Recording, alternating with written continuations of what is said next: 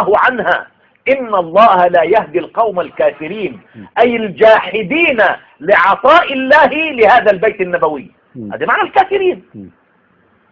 أم يحسدون الناس على ما آتاهم الله من فضله فقد آتينا آل إبراهيم الكتاب والحكمة وآتيناهم ملكا عظيما. الله الله.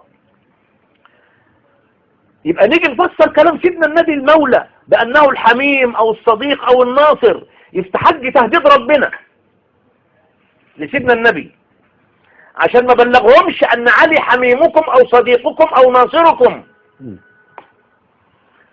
بهذه المعاني التافهة الساذجة الساقطة. لا يوزن الموقف ولا يطابق الكلام مقتضى الحال. ده اتهام لربنا كمان ان مش عارف الحال ايه. انما نفسر معنى المولى بان علي هو مولى على الامة كولاية رسول الله عليها تماما. علي وليكم كولايتي عليكم تماما، علي إمامكم كإمامتي عليكم تماما، علي وصي في البيان وفي كل الوظائف النبوية، يتلو عليهم آياته ويزكيهم ويعلمهم الكتاب والحكمة. وإن كان دي وظائف النبوة، وظائف النبي، وظائف الرسول يقوم بها خليفته ويقوم بها وليه الذي نصبه الله على ما أهله من نعم، نعم العلم ونعمة الشجاعة ونعمة المروءة ونعمة أعلن عنها مولانا الإمام علي: علمني رسول الله صلى الله عليه وآله وسلم 1000 باب من العلم، فتح لي من كل باب 1000 باب. الله الله.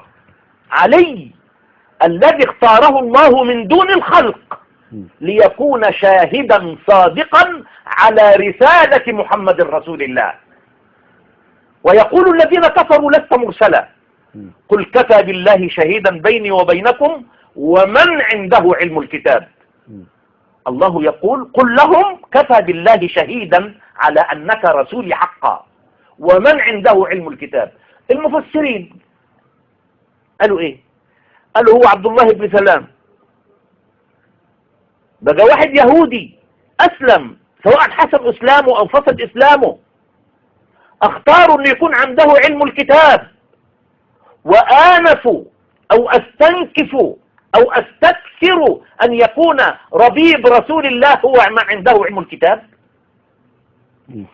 الذي قال فيه مولانا رسول الله: علي رباني هذه الأمة. يعني علمه رباني، أخلاقه ربانية،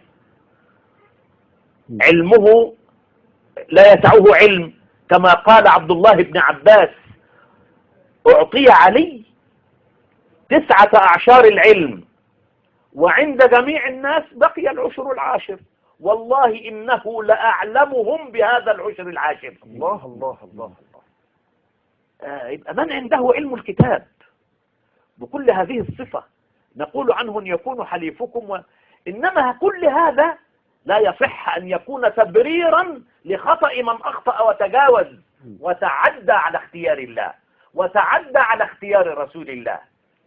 يقوم عشان أبرر لواحد أخطأ وتجاوز وتعدى أقول لا، ده مش معناها كده، مش معناها أن يكون الخليفة، لا مش معناها أن يكون الإمام، مش معناها أن يكون المرجع العام، مش معناها أن يكون الحاكم، مش معناها أن يكون رأس الأمة في السياسة والحكم والحكمة والتعليم.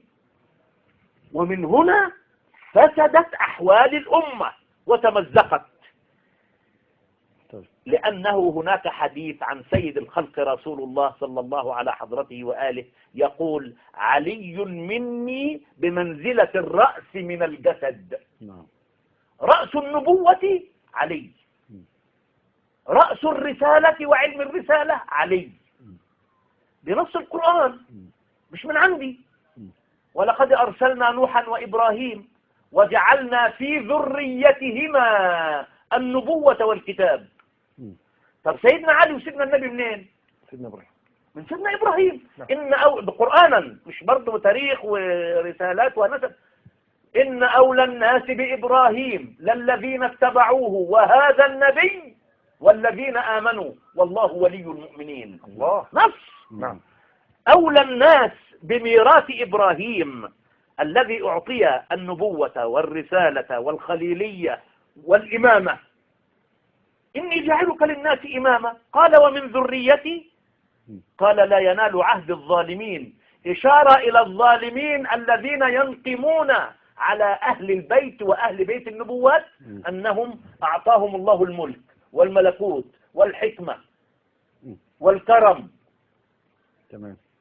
فيقوم الله تبارك وتعالى يقول هؤلاء أكثر من المصدقين إلا الذين آمنوا وعملوا الصالحات وقليل ما هم.